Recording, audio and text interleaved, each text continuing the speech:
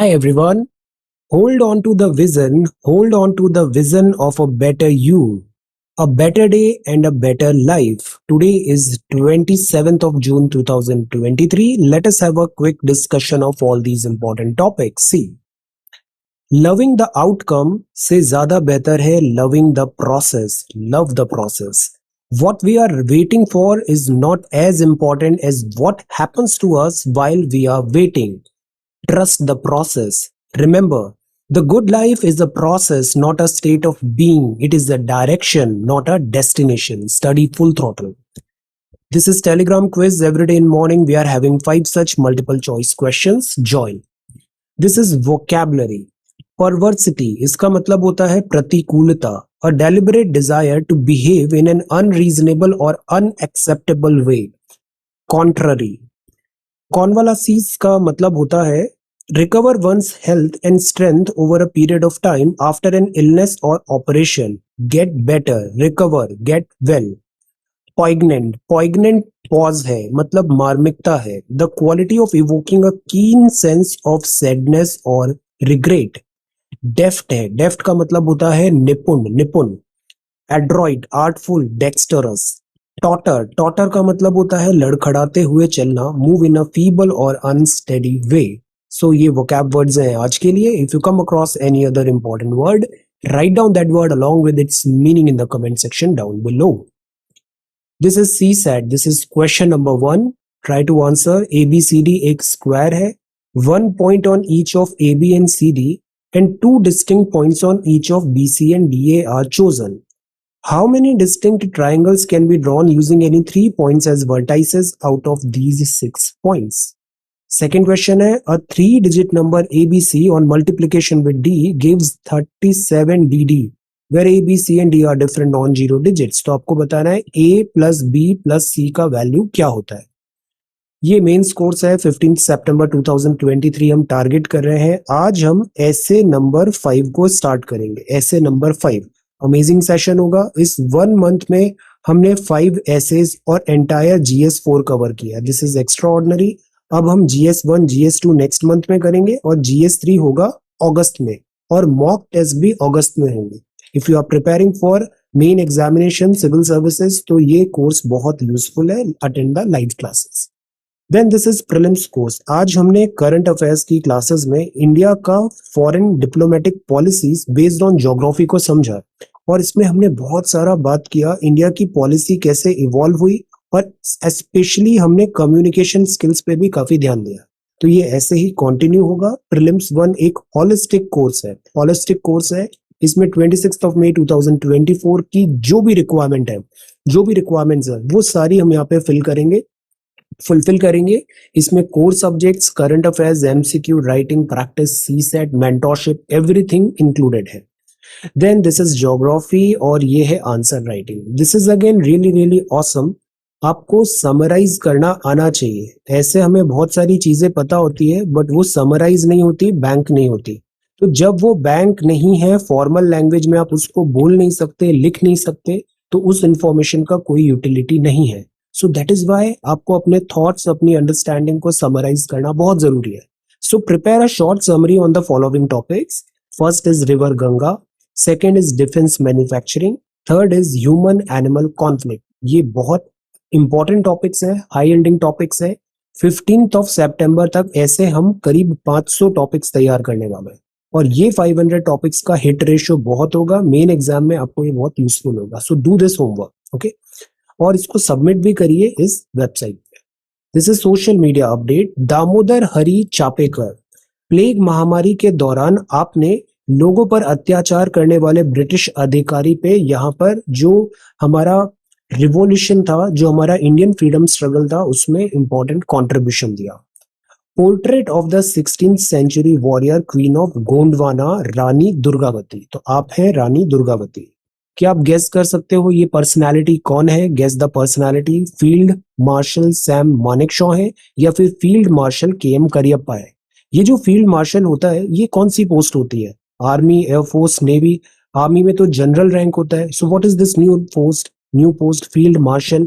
और ये कितने स्टार के ऑफिसर्स होते हैं? 4 स्टार या फिर 5 स्टार? आंसर. क्या ऐसे 5 स्टार ऑफिसर और भी हैं या केवल ये 2 ही 5 स्टार ऑफिसर हैं? In which state do we find the UNESCO World Heritage Site of Valley of Flowers National Park? UP, Bihar, UK, Uttarakhand या फिर West Bengal? Indian stars at 1965 Berlin International Film Festival. So this is really awesome. Berlin Film Festival है और इसमें ये Indian stars यहाँ पे perform कर रहे थे. तो द पॉइंट इज ये जो मूवीज होती है ये एक बहुत अच्छा सॉफ्ट पावर है इंडिया का. Indian value system, Indian Indian opinion, Indian culture को वर्ल्ड लेवल पे कैनवास में शो करने का. सो ये मूवीज है, मूवीज ऑफ इंडिया. ये है बाईजा बाई सिंधिया जी. असाई के युद्ध में आर्थर वेलेस्ली के विरुद्ध युद्ध किया और 1857 की क्रांति में स्वतंत्रता सेनानियों को समर्थन दिया. सो ये हो गया सोशल मीडिया अपडेट. अब हम क्विकली आते हैं द हिंदू न्यूज़पेपर में. Centre will ensure execution of pact with Kukis. यहाँ पर मणिपुर के चीफ मिनिस्टर साहब का ये स्टेटमेंट है. The home minister said that centre will provide maximum support to implement ground rules applicable to SOO group. Let us wait and watch. ये इस पे अभी हम टैब रखते हैं. जैसे ही इसमें फर्दर कॉन्क्रीट डेवलपमेंट होगी इसको हम एक साथ ही पूरा मैटर डिस्कस करेंगे. देन दिस इज चार धाम यात्रा और इसमें नेचर्स फ्यूरी, लैंडस्लाइड्स और उसके कारण होने वाली difficulties. The main chapter of how it sees the past, concept of nationalism rooted in culture. Nationalism, ये वैगनर चीफ है. ये Russian crisis. Deadline to apply for higher pension fund pension scheme extended to July 11. So what is this? This is EPFO, Employee Provident Fund Organization, EPFO. तो जो higher pension की बात थी उसमें application डालने का जो डेडलाइन है अब वो 11 जुलाई को है. आप बताओ ये जो कॉन्सेप्ट होता है पेंशन का, पेंशन क्या होता है कि अगर कोई सरकारी एम्प्लॉय है उसने 60 साल तक, रिटायरमेंट एज तक 60-62 ईयर तक गवर्नमेंट को अपनी ड्यूटी परफॉर्म किया, अपना वर्क किया.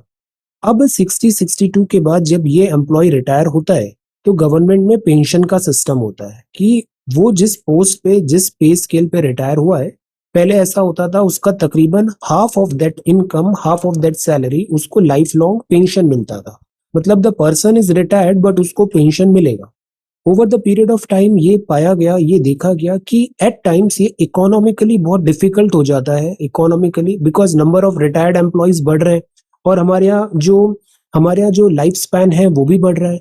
तो एट टाइम्स गवर्नमेंट एक्सचेकर में ये जो पेंशन्स होती है इस पे ये सवाल उठने लग गए कि क्या ये साउंड इकोनॉमिक पॉलिसी है या नहीं है.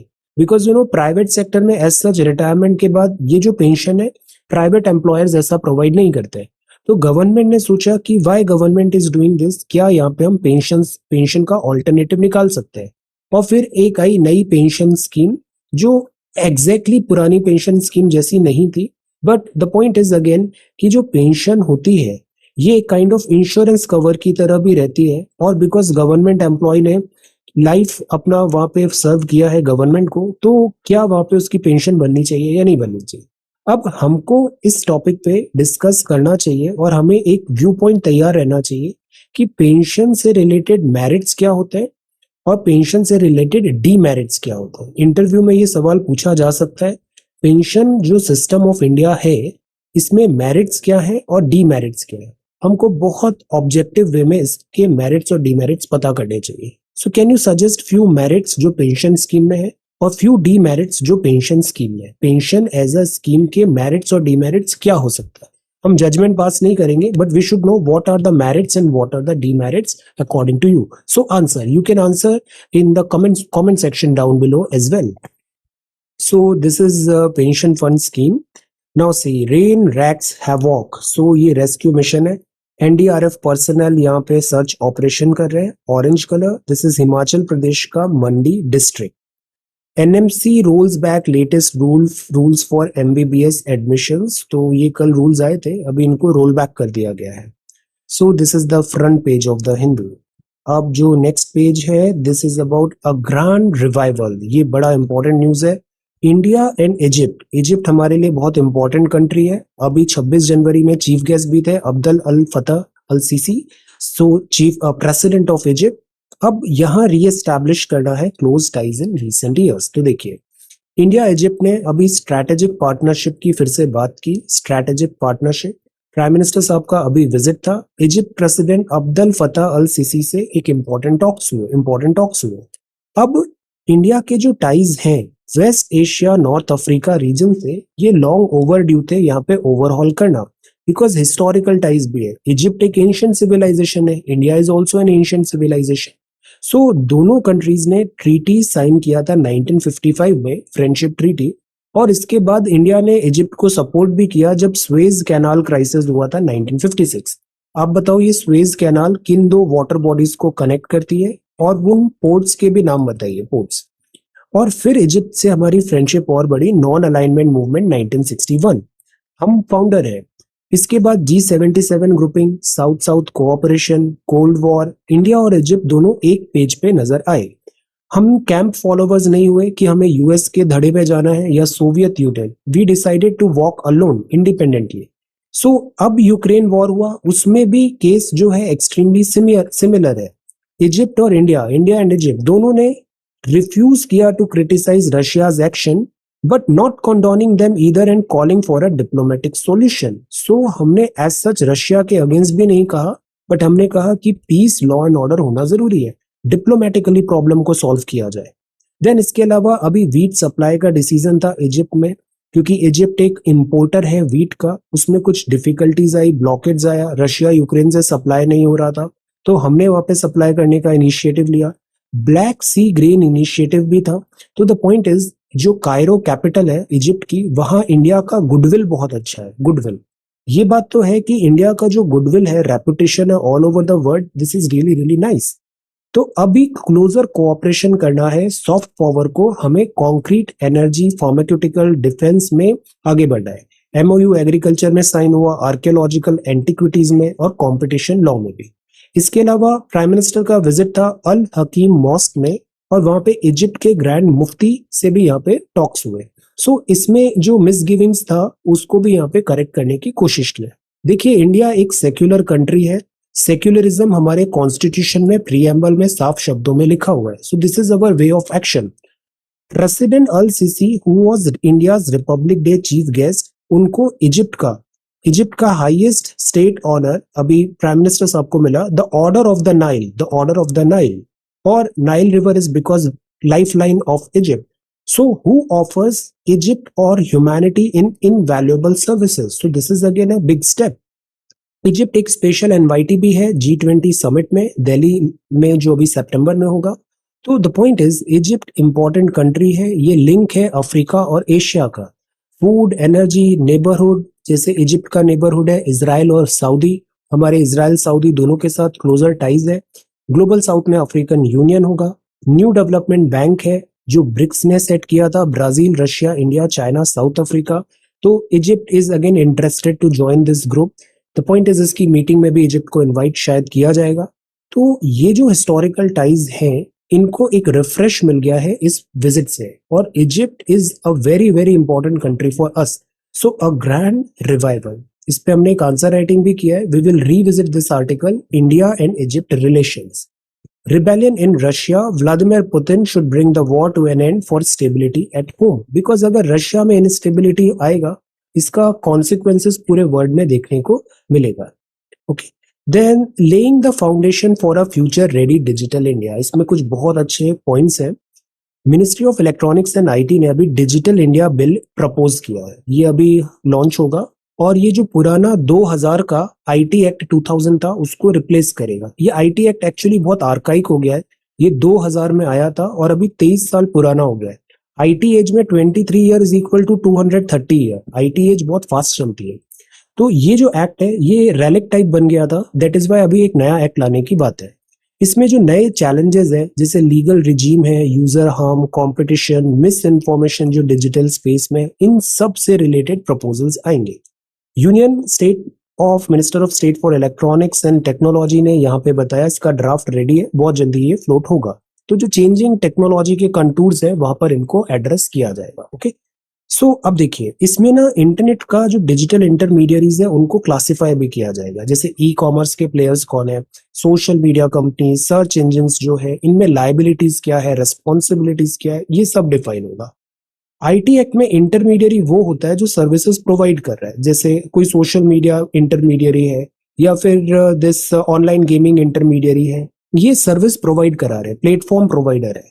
तो इनकी भी जिम्मेदारी होती है कि जो प्लेटफॉर्म पे कंटेंट है वो मिस डायरेक्टेड नहीं है या फिर विट्रियोलिक नहीं है या फिर अगेंस्ट द कंट्री नहीं है।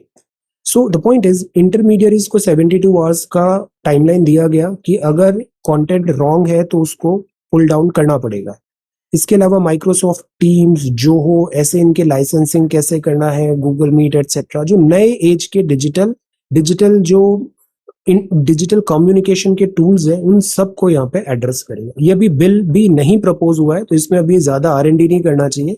Let us wait and watch अभी इंडिया के फोकस एरिया को कैसे ये एड्रेस करेगा। हमारे यहाँ ह्यूज पॉपुलेशन है, इंटरनेट ओपन है और इंटरनेट प्रेजेंस बहुत तेजी से बढ़ रही है। सो ये बिल बहुत होलिस्टिक सिस्टमेटिक लाना जरूरी है। Okay, so intermediate that offer communication जो होता है उनको भी यहाँ पे इंक्लूड हुआ होगा। ट्विटर हो गया, व्हाट्सएप हो गया, other social media services providers हो गए। ये एक ओवरऑल है, होलिस्टिक वे में ये जो 23 साल पुराना आईटी एक्ट 2000 है उसको ये रिप्लेस करेगा। Alright, then this is the next one, June with extremes in temperature बहुत ज्यादा है जून में भी। then Karnataka budget, Biparjoy, medals galore, special olympics game, S and P ने इंडिया का ग्रोथ प्रोजेक्शन सस्टेन रखा है, इन्वेस्टमेंट प्रपोजल्स इंडिया में। नाउ सी, ये रशिया का इंटरनल मैटर है, एज सच हम यहाँ पे कमेंट्री नहीं करते, बट रशिया में क्या हुआ कि एक होता है जिसे यहाँ की एक private army, we can say a group of mercenaries, they are not like professional army नहीं है। जैसे प्रोफेशनल आर्मी क्या होती है, जैसे Indian army is a professional army, Indian soldier vow करता है कि वो अपनी कंट्री इंडिया के लिए सर्व करेगा, तो ये प्रोफेशनल आर्मी है, लॉज है, रूल्स है, हम कॉन्स्टिट्यूशन से बंधे होते हैं, तो ये एक प्रोफेशनल आर्मी है।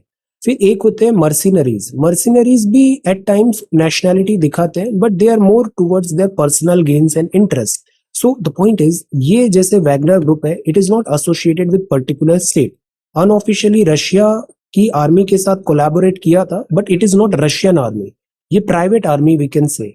और यहाँ ये जो मर्सिनरीज है, मर्सिनरीज क्या होते हैं, उनको पेमेंट मिलता है, पैसा मिलता है और वो काम कर देते हैं, तो दीज आर मर्सिनरीज। जबकि जो फौज होती है, फौज जो होती है वो कंट्री के लिए करती है, किसी भी देश की जो फौज होती है।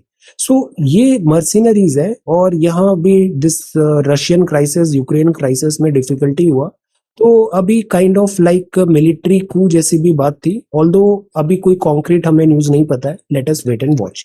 ऑफिशियल MEA ने इस पर कोई भी स्टेटमेंट देने से मना कर दिया। The role of organic intellectuals in challenging capital hegemony. Intellectuals क्या होते हैं, बुद्धिजीव होते हैं, ये नए आइडियाज लाते हैं, नई थॉट प्रोसेस लाते हैं, नए ट्रेंड्स लाते हैं, सिस्टम को समझते हैं, तो इंटेलेक्चुअल्स का होना भी जरूरी होता है। डिस्पैच, डिस्पैच बस स्पेलिंग अलग है, मीनिंग दोनों का सेम है। डिस्पैच मतलब जैसे किसी फाइल को डिस्पैच करना, एयरपोर्ट में डिस्पैच किया उसे, लाइक दैट। ऑफिशियल मैसेज हो सकता है, लाइक दैट। ग्रंटल्ड, इसका मतलब है रिसेंट ओरिजिन है, डिसग्रंटल्ड से ये बना है। He is a disgruntled man, मतलब डिससेटिस्फाइड है। Gruntled person is one who is happy, contented और satisfied, he is a gruntled look.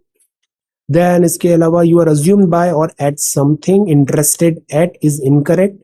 The sentence should be, I was rather amused at and interested in, तो interested के साथ इन आता है। Okay, then apparatus होता है, ये उपकरण होते हैं, set of instruments, machines etcetera. Enigma है, मतलब sometimes that is mysterious, something that is mysterious and can not be explain. ये 1983 वर्ल्ड कप का क्विज है। Then this is next page, this is next page and this is page number 12 C. Clearing road, debris being cleared from Chandigarh Manali highway in Mandi on Monday after it got blocked following the landslips। तो ये Himachal highways में difficulty है, इसके बारे में है। NHRC है, national human rights commission. NHRC suo motu cognisance ले सकता है, क्या बता सकते हो सुओ मोटो कॉग्निजांस का मतलब क्या होता है? वैगनर म्यूटिनी है, श्रीलंका है, then this is standard and poor है, इंडिया की रेटिंग प्रोजेक्शन 6% रखा है, इंडिया की फाउंडेशन स्ट्रॉन्ग है, डोमेस्टिक मार्केट ह्यूज है, पॉपुलेशन है और डोमेस्टिक डिमांड भी है। सो दैट इज वाई हम हमेशा एक काइंड ऑफ शील्डेड रहते हैं वर्ल्ड इकोनॉमी से। VW Mercedes redress buyers, world एक क्रिटिकल पॉइंट पे है, inflation. Then this is oil demand. अब ये स्पोर्ट्स न्यूज आती है सी। यहाँ पे हमें बस एक ही नाम याद रखना है, वो है फिबोनाकी सीक्वेंस। ये क्या होता है? जैसे 1 और 1 2, 2 और 1 3, 3 और 2 5, 5 और 3 8, 8 और 5 13, 13 लाइक दैट, 8 और 13 21 लाइक दैट। मतलब next number is the sum of previous two number, 8 और 13 इज 21, देन 8 और 5 इज 13, देन 5 और 3 इज 8 लाइक दैट। तो अगर हम नेचर में ये सिमेट्री देखते हैं तो आपको हर जगह यही नंबर मिलेंगे। जैसे पेटल्स है, वो 2 पेटल, फिर 3 होता है, फिर 5, 4 पेटल्स का फ्लावर नहीं होता, 8 होता है, 13 होता है। तो यहाँ पे यही बताया है कि ये जैसे स्पाइरल्स भी हैं, तो इसमें आपको फिबोनाची सीक्वेंस देखने को मिल रही है। मैथ्स, तो मैथ्स इज एवरीवेयर। सिमिलरली जो आप फी भी पे कर रहे हो ना, इसको 1111 बोलते हैं, 11, इसको एंजल नंबर बोलते हैं। ये न्यूमरोलॉजी में काफी पावरफुल नंबर माना जाता है। Then this is scientist accused of running big publishing scams, not right। और ये क्विज है, क्विज में ये क्विज है ज्योग्राफी, अभी हम यूनिवर्स भी देख रहे हैं। तो originator of heliocentric theory that Galileo advocated, तो ये थे Nicolaus Copernicus. Then dialogue concerning the two chief world system book publish हुआ था। टावर ऑफ पीजा है जो स्ट्रक्चर है जिससे गैलीलियो ने 2 स्फीयर्स ड्रॉप किए थे और ग्रेविटी के बारे में जाना था। गैलीलियन मून्स जुपिटर में है, टेलीस्कोप होता है, and then geometric military compass होता है। टेलीस्कोप इज इंपॉर्टेंट, टेलीस्कोप से हम दूर की चीजें देख लेते हैं। Telescope, telescope, okay. So this is the Hindu newspaper for today. Quickly 22 of June के सबमिशंस देखते हैं। इस एक्सरसाइज में पार्टिसिपेट करिए, ये बहुत काम की एक्सरसाइज है।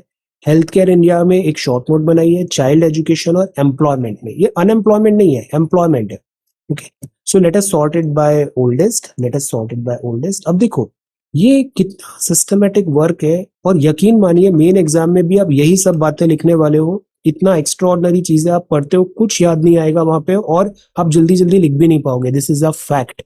तो ये हेल्थ केयर इन इंडिया है। हेल्थ केयर सिस्टम देखिए, आपने बताया क्या होता है, हेल्थ इश्यूज क्या है, दीपेश वेरी गुड। इम्पैक्ट क्या है हेल्थ केयर का, टॉप कंट्रीज कौन सी है, health schemes, health care exercises, देखो ये सही है। देन इससे रिलेटेड कुछ स्कीम्स बना सकते हैं।